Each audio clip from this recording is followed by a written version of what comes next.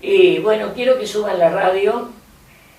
Sabemos que la radio subimos la radio para recibir una mujer polifacética, porteña hasta el tuétano, una verdadera hacedora de la cultura, declarada persona de interés de la cultura por la legislatura de la Ciudad Autónoma de Buenos Aires.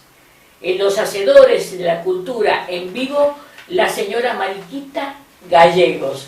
Buenas tardes, Mariquita, y bienvenida. Muchas gracias por este recibimiento y realmente es un placer estar esta tarde compartiendo con ustedes todo esto que hace tanto bien a la sociedad, fundamentalmente. Sí, sí. Te lo digo como participante, como vos lo has dicho, de la cultura, de nuestra cultura, porque bueno, hay muchas cosas que la gente sabe y hay muchas cosas que la gente no sabe de mí, como por ejemplo que yo fui estudiante de filosofía, de psicología, que me crié en un hogar de profesionales de la medicina, que mi tío, el hermano de mi mamá, fue uno de los psiquiatras más importantes del país, director del Hospital Moyano, por ejemplo, y bueno, y con todos esos ejemplos en mi casa, bueno, yo crecí de la mano de la cultura.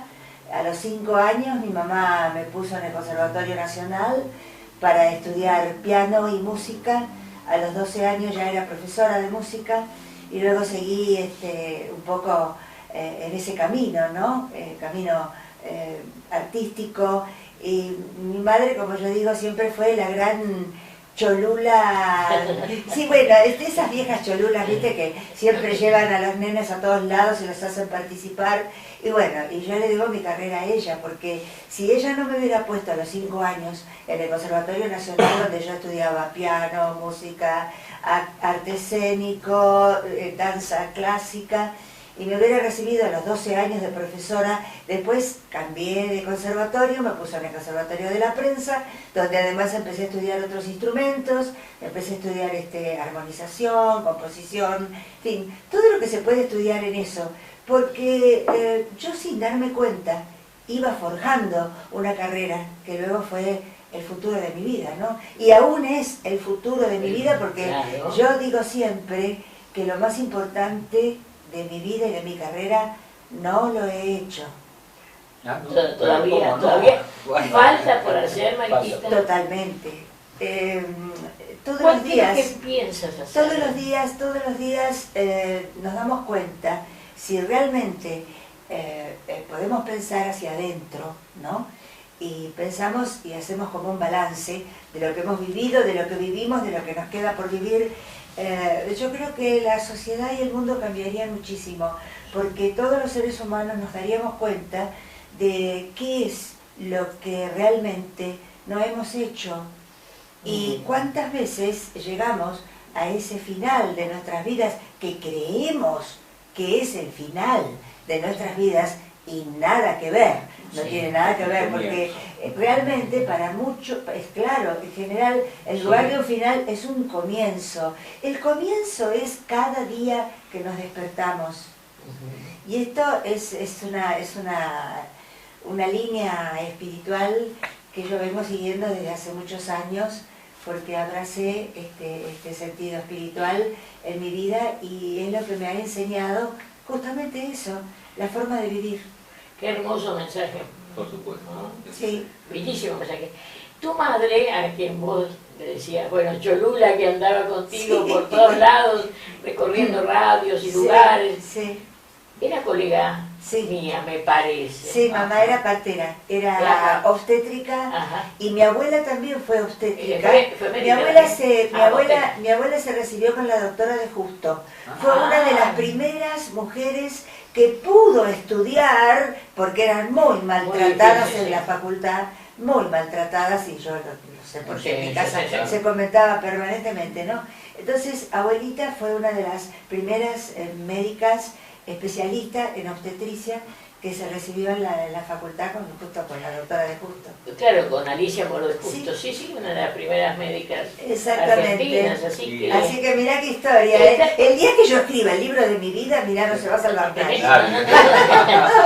Tú sabes que este programa también a veces lleva, y y hace 20 años, Margarita, te cuento, la historia de la medicina argentina y universal, y sobre todo de los médicos rurales.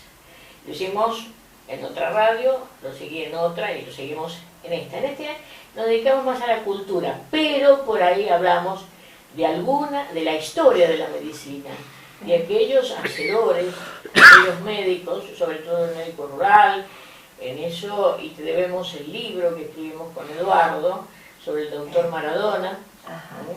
Vos sabés que lo iba el apure es terrible. También me olvidé completamente. Bueno, Y no tu importa, cuento, por porque supuesto, también no. nuestra vida, como te decía, no termina hoy ni mañana. No. Tenemos mucho por delante y vas a regalarme muchos libros.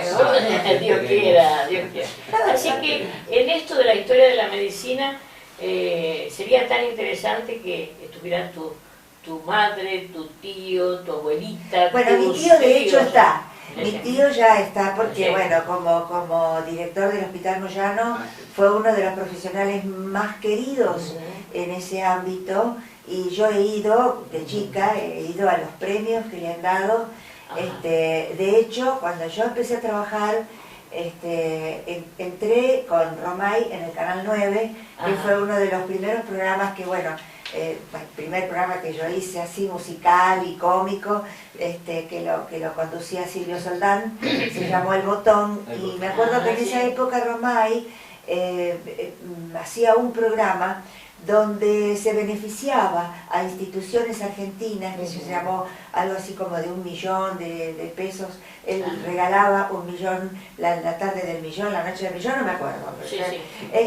Y justamente yo lo hice participar a mi tío con el hospital en ese programa, y bueno, fue un orgullo para mí y para él también poder estar presente y darle tanto que le hacía falta a ese hospital, ¿no es cierto? Porque uno caminaba en esa época, yo me acuerdo de la chica, pero yo me acuerdo como si fuera hoy, esos pasillos, qué pobreza, qué falta de cosas, y vos sabés que hay una pequeña deuda que yo tengo de volver a caminar esos pasillos y ver qué ha cambiado en todos estos años, y si realmente estamos con las carencias y las falencias que ya teníamos en aquella época, y quién ha hecho algo para mejorar ese estado calamitoso de cierto tipo de hospitales, ¿no? Creo, Mariquita, creo que vas a encontrar falencias. Yo he sido médica del Hospital Muñiz, así que he estado en relación con esos hospitales, esos lugares, y bueno, faltan cosas. Y bueno, si estamos Faltan hablando de cosas, hospitales estatales, ya faltan sabemos cosas, que son los y la lucha, últimos de las listas, ¿no? Y la lucha es muy grande. Sí, pero bueno, el tema es que nos pongamos todas las pilas y tratemos de ayudar entre todos, claro. y hagamos algo, ¿no? Como en el caso que tú cuentas de Romay, ¿no? Que Sí. ayudó al Hospital Moyano, ¿no? Sí. No está muy bien, diríamos. También tiene sus... Bueno. Siguen falencias y cosas son históricas. Son históricas. Sí. Mariquita, hay una frase que vos cuando estudiabas, estaba en la Facultad de Filosofía y de Psicología de Manuel Kant. Sí. Lo difícil lo hago enseguida, lo imposible me lleva un tiempo más. Y yo creo que lo tienes y lo has incorporado en tu vida. Cuando yo te digo que lo más importante de mi vida todavía no lo he hecho, tiene mucho que ver con esta definición, ¿no es cierto?, de lo que es un decreto, porque para mí es la frase. Cuando yo tuve en mi mano La crítica de la razón pura de Manuel Kant, y bueno, que son los dos libros que hacen la filosofía fundamental de Manuel Kant, Crítica de la razón práctica y La crítica de la razón pura. Y ese libro está en la crítica de la razón práctica, que tiene que ver con la moral, con la ética, etcétera, etcétera. Y entonces, cuando leí esa frase dije, ¡ay, sí! ¡Esto es mío! Yo no soñé esta frase, y la adopté. Y Sí. cada mañana cuando yo me despierto digo, sí, lo difícil lo hago enseguida, lo imposible me tarda un tiempo más. Me dice, lo que pasa es que vos sos escorpiana. Y como escorpiana vos te llevas al mundo por delante, vos querés... No se trata de eso.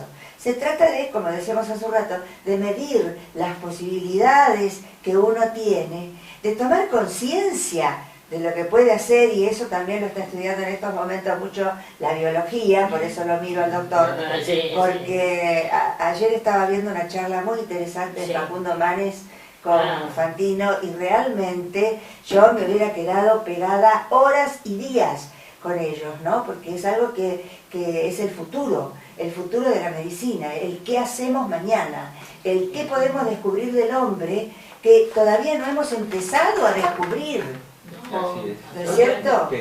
Y sobre todo el sistema nervioso central. Sí, ¿no? totalmente. ¿No? Totalmente, sí. Sí. Y lo que puede hacer el cerebro humano, porque el cerebro humano, el hombre, hasta ahora nos ha demostrado nada más que un poquitito, así, es como la puntita de una uña, de todo lo que puede hacer la mentalidad de un ser humano, después de haber creado todo lo que ha creado el hombre, y todo lo que le falta. Porque en realidad el hombre ha creado el resto, y las computadoras y todo lo demás, a imagen y semejanza. Y esto es nada más que una muestra pequeñísima de todo lo que nos espera a futuro, y de todo lo que podemos construir. Sí, según se me permite la doctora. Sí, con y mucho bueno, gusto. ¿y nos doctoreamos o no? Y nos doctoreamos, nosotros no doctorearse. Nosotros nos doctoreamos. Para el chiste. Doctores, el chiste. No, es que dicen los especialistas, los que saben, como sabes tú, el hombre usa un 10-11% de su capacidad intelectual consciente. Algunos arriesgan un porcentaje mayor y se espera en un futuro que el desarrollo sea aún más grande.